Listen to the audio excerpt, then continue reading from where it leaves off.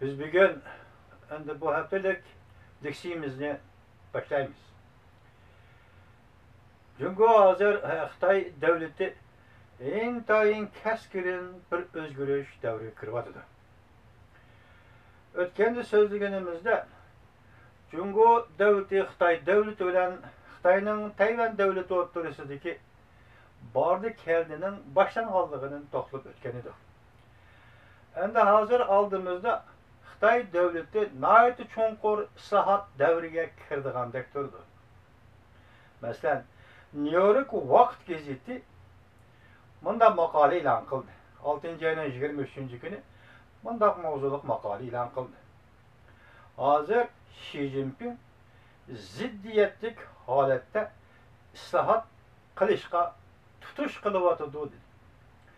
Tünügün yani şu New York Vaqt gazeti Xi Jinping şahmat oyunu oynawatamdı mavzuliq maqolani e'lon qildi. Asaslığı bu iki maqolada nima to'g'rida to'xtaldi New York Vaqt gazeti deganda hozir mayli Xitoyning Markaziy bankisi olsun, mayli Xitoyning Savdo sanoat bankisi olsun, mayli Yezilik bankisi ve yana bosh qurilish bankisi deydigan bankalar olsun, hozir kishilarning aqli yetmaydigan darajada pul qahatchiligi, bankalarda pul qahatchiligi boshlandi. Xuddi quduqda suv to'xtabdi, quduqning bo'yida suv qahatchiligi boshlandi degandek bir ish bo'ldi. Bankalar o'zaro bir-biridan qarz ololmaydigan bo'lib qoldi. Bir-biriga qarz berolmaydigan bo'lib qoldi. Buning sirtida xususiy korxonalarga, hatto davlat egiligidagi korxonalarga pul berolmaydigan bo'lib qoldi.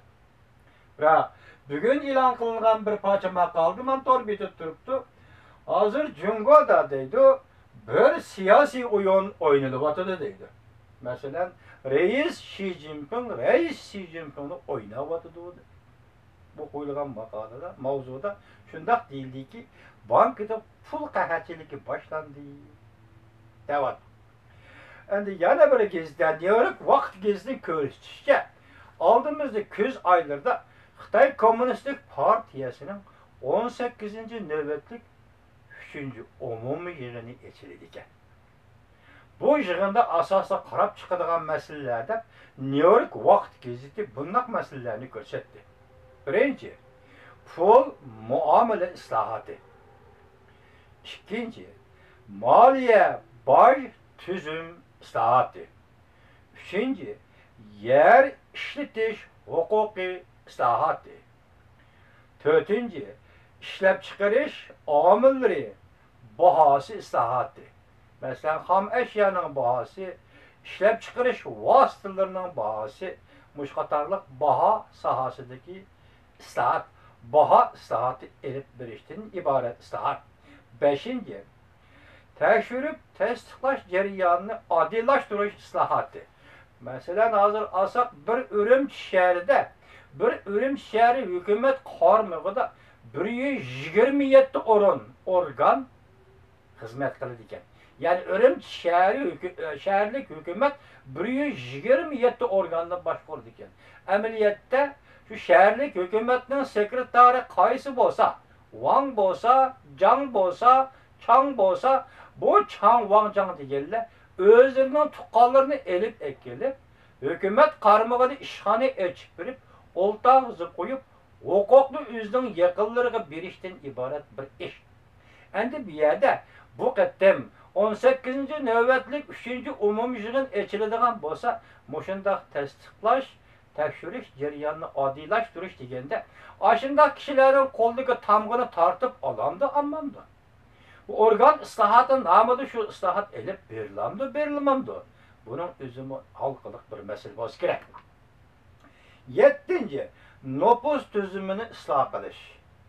Nopus tuzumi sizlar bilasizlar, bu 1956-yildan boshlangan nopus tuzumi yezilarda dehqonlarni yezilarga mixlab qo'yish, shaharlarda shahar kambag'allar deb atalganlarni yoki shahar aholisini ayrim shaharlarga mixlab qo'yish, ikkinchi bir yer kuch berish imkoniyatini yo'qotish, ya kuch bordigan bo'lsa endi hozir o pul qo'yib etilgan ancha-muncha boylik topgan, yemek-içmek, anda qimmat bo'lmagan bir zamonda yashayotdi odamlar.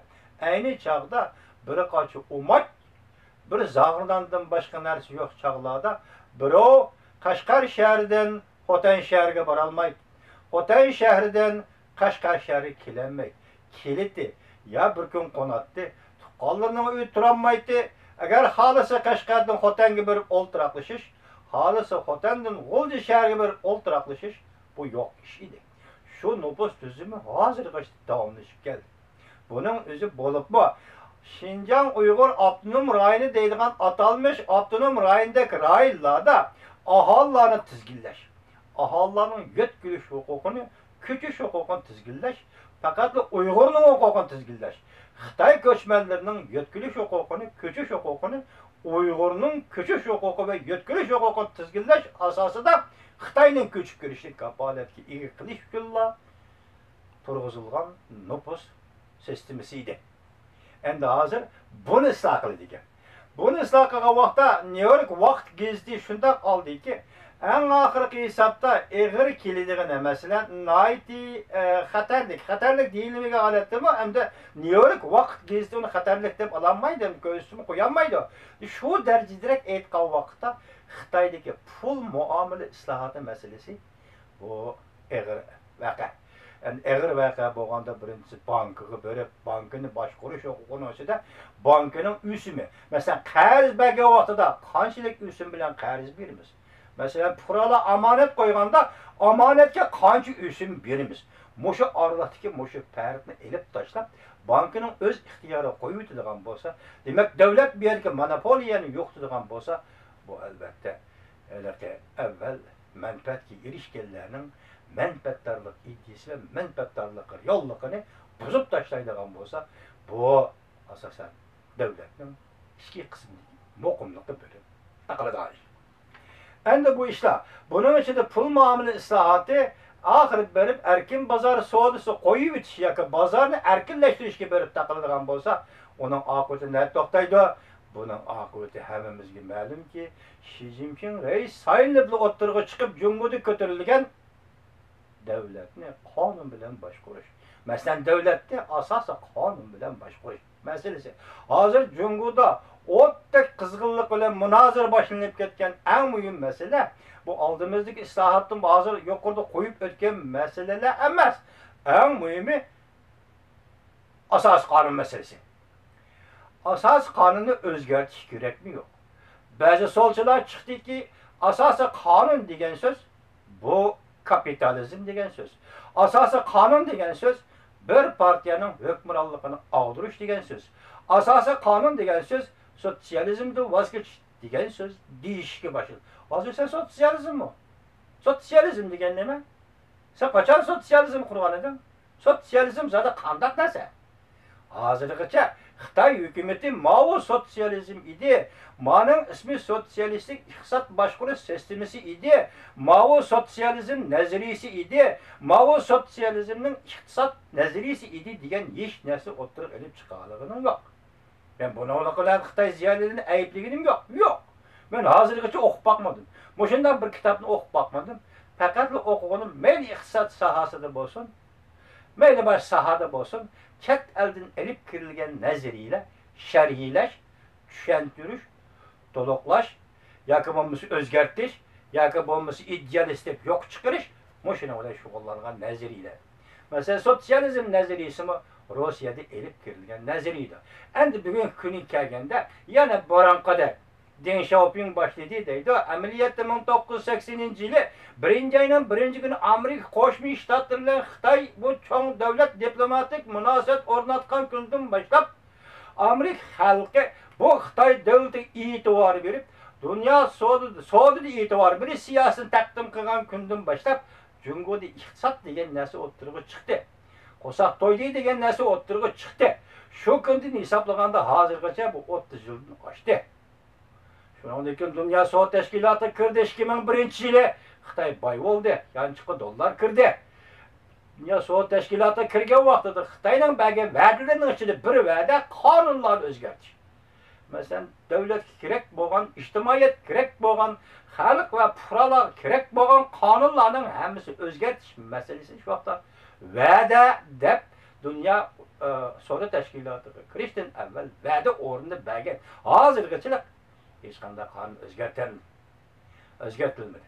Masalan 97-yili 1997-yil 10-oyda tunji bo'lib Jiang Zemin Washingtonga qadam bosdi.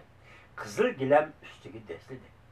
Soğuğa üçün. Şu vaxtki sabiq prezident Clinton'ga soğuğa sübtede Jiang Zemin Birleşken Devletler Teşkilatı'nın iki kanunu var. Cemiyet, iqtisat, medeniyet, hukuki. Xalqaro ahdnamasiga fuqarolar huquqi va siyosiy huquq xalqaro ahdnamasiga imzo qo'ygan edi. Hozirgacha buni Xitoy Kommunistik Partiyasi yoki Xitoy Kommunistik Partiyasining xalq vakillar qurultayi qonun shakl tasdiqlab e'lon qildimi? Tasdiqladimi? Yo'q.